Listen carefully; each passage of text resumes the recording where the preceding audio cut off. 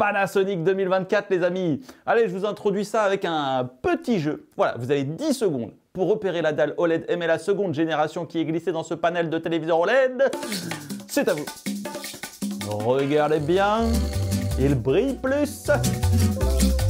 Et oui, c'est lui. Bravo à ceux qui ont débusqué le téléviseur le plus lumineux de la bande. Et comme vous pouvez le voir, eh bien, la gamme 2024 de Panasonic va compter plusieurs références en OLED, mais aussi des téléviseurs mini LED et LED classiques. On fait le point. Bonjour à tous, c'est Benji. Alors, je suis super content parce que j'ai été invité en Allemagne à Düsseldorf pour découvrir la nouvelle gamme Panasonic 2024. L'occasion pour moi eh bien, de voir et de rencontrer tous les grands testeurs, youtubeurs ou journalistes qui gravitent dans cette sphère, dont le GOAT, monsieur Vincent Théo. Petite photo souvenir, merci Vincent. Le show était cool, hein, vraiment scénographie stylée, bravo Pana. Un décompte, vraiment, ils nous ont hypé le truc. Sauf que désolé, moi j'ai raté la levée de rideau.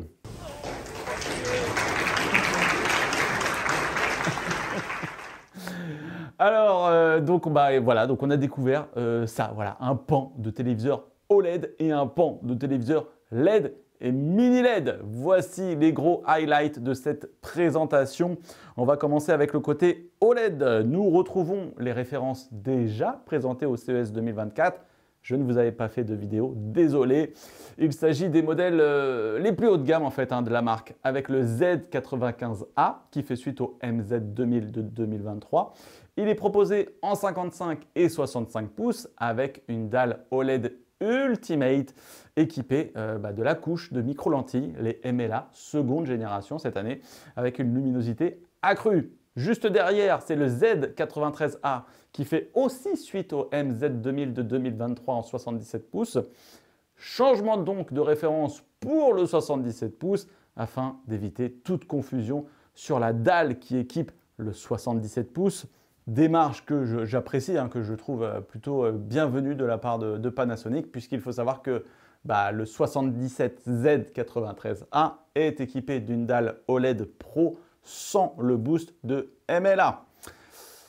Et sur ces images, on constate bien la différence d'éclat, le delta de luminosité entre ces deux références.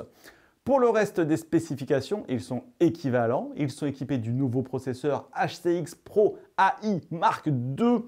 Et là, attention, parce que ce processeur marque une belle avancée dans les traitements d'images, encore amélioré par rapport au modèle de l'année dernière. On améliore encore la netteté de l'image ainsi qu'une meilleure gestion du mapping HDR, c'est-à-dire qu'on va gagner en précision et en dynamique. L'image prend vraiment plus de relief. Regardez, on a ici le Z95A en comparaison du MZ2000 de l'an dernier. Et nous avons des scènes avec autant d'intensité dans les pics lumineux, voire plus encore. C'est difficile à capter, mais on ressentait plus de luminosité dans le blanc des nuages ou la neige dans les montagnes, tout en évitant en fait d'envoyer plus de luminosité sur le reste de l'image. C'est-à-dire que on garde les zones de ton moyen ou de sombre avec plus de contraste, plus de détails comme ici, le sable ou les maisons ici. Et je vous assure, on gagne en relief comme ça, c'est assez impressionnant. À savoir qu'il y a une nouvelle option sur les contenus Dolby Vision Précision Détail qui va permettre encore justement d'améliorer le contraste sur les contenus Dolby Vision. Donc un processeur qui offre plus de détails et d'immersion sur les images HDR. Le traitement des dégradés a également été amélioré pour éviter le phénomène de postérisation. Vous savez, c'est un phénomène de bande sur les dégradés qu'on avait pu voir sur le modèle de 2023. Eh bien, sur celui de 2024, ils apparaissent avec des transitions plus douces, plus fluides. Côté gaming, 2 HDMI 2.1 compatible 4K 120 VRR. Les joueurs PC pourront même jouer jusqu'en 144 Hz en mode VRR. Dans les modes d'image, on retrouve un mode calibré spécial jeu et ça c'est vraiment cool, c'est le mode True Game qui, en fait, à l'instar du mode Filmmaker pour le cinéma, offre un étalonnage respectant les intentions des game designers. Et d'ailleurs, Panasonic nous a mis en avant que le dernier Diablo a été développé à l'aide de TV OLED Panasonic comme moniteur de référence pour l'étalonnage du jeu. Pas mal. L'équipement sonore reste très élaboré sur ces modèles avec barre de son en façade, plus des haut-parleurs tout autour de l'écran pour jouer les voix latérales et verticales. Le tout est tuné par Technics. Il s'agit du 360 degrés Soundscape Pro avec la possibilité d'envoyer, enfin de concentrer le son sur un point d'écoute précis. Ce qui peut être utile en fait pour éviter de déranger les personnes autour. Voilà, vous envoyez le son juste là et ceux qui sont là ne l'entendent pas. Enfin, c'est vachement atténué pour eux. Voilà.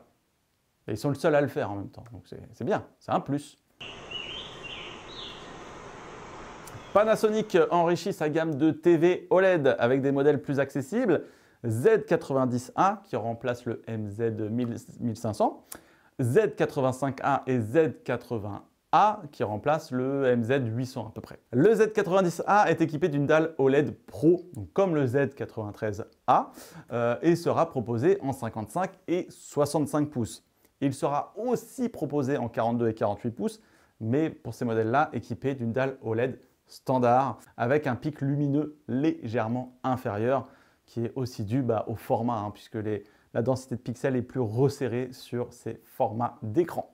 On conserve le même processeur que sur les haut de gamme, donc le HCX Pro AI Mark II, et le mode jeu à 140 Hz. Et alors ce qui est super intéressant sur ce modèle, et notamment sur les petits, c'est qu'ils sont équipés d'une barre de son intégrée sous l'écran. Je précise que la barre de son n'est pas tunée par Technics sur le modèle Z90A, mais en comparaison avec le modèle MZ1500 de l'an dernier, on est sur une expérience bien plus quali niveau son.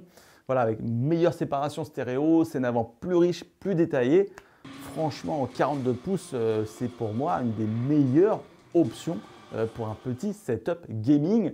Moi, je vous le dis, c'est le banger des 42 pouces, ce OLED à surveiller. Ensuite vient le Z85A équipé d'une dalle OLED classique cadencée à 120 Hz pour le gaming, ce qui est, ne nous le cachons pas, largement suffisant. Il sera proposé en 55-65 pouces. On conserve le processeur dernière génération, mais exit la barre de son intégrée pour ce modèle. Enfin, le modèle OLED entrée de gamme de Panasonic en 2024, prévu pour septembre-octobre en 48, 55 et 65 pouces. Les prix que je vous affiche ne me paraissent pas cohérents puisqu'ils sont équivalents au modèle du dessus, au Z85A. Donc il y aura peut-être une mise à jour. En tout cas, c'est ceux qu'on m'a fournis. Le Z80A, donc du coup, est lui équipé d'une dalle OLED classique 120 Hz et d'un processeur d'ancienne génération, le HCX. Et d'ailleurs, on voit tout de suite que le traitement d'image n'est pas tout à fait le même sur celui-là comparé aux autres modèles équipés du HCX Pro 2 AI. À savoir que l'ensemble de ces 5 références sont compatibles avec les formats HDR, HDR10, HDR10+, HDR10+ adaptatif, Dolby Vision, Dolby Vision IQ. Ça veut dire que les adaptatifs et IQ, ça veut dire qu'il prend en charge la luminosité ambiante pour régler celle du téléviseur.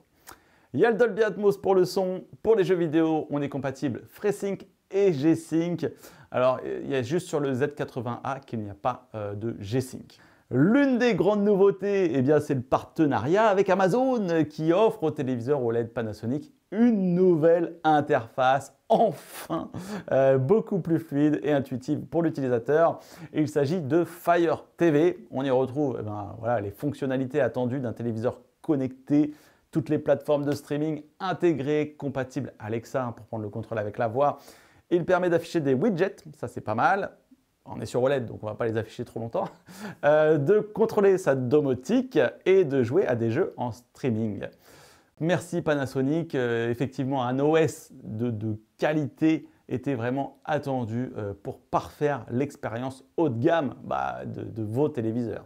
Sur les modèles LED et mini LED, bon, je ne vais pas tout vous faire parce que vous avez vu tout ce qu'il y a. Alors, on va retenir principalement les W90A, W93A, qui sont des modèles full LED local dimming. Et en fait, ces deux modèles sont identiques, ils diffèrent uniquement par le pied. Il est central sur le 93 et ce sont deux petits pieds sur les côtés sur le 90. Et puis, bien sûr, le modèle mini LED W95A, voilà, celui derrière là qui brille plus que tous les autres.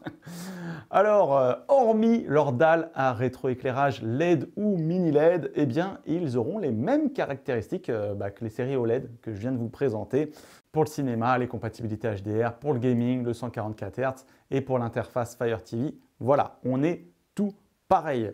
À savoir que le mini LED sera équipé d'une couche de Quantum Dot en plus des autres pour enrichir son volume de couleurs et d'une technologie Local Dimming Ultra pour affiner la transition de lumière entre les zones.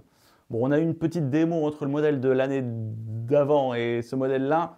On a eu du mal un petit peu à voir les différences. Voilà, les transitions de dégradé d'ombre étaient un tout petit peu mieux gérées. Un tout petit peu moins postérisé sur le modèle de 2024. Voilà ce qui me semble être important à retenir sur les news Panasonic 2024 qui arriveront pour la plupart au début de l'été, au mois de juillet. Merci beaucoup d'avoir regardé la vidéo. Pensez à vous abonner pour ne pas rater les tests des gros téléviseurs de 2024. C'était Benji et je vous dis à très bientôt.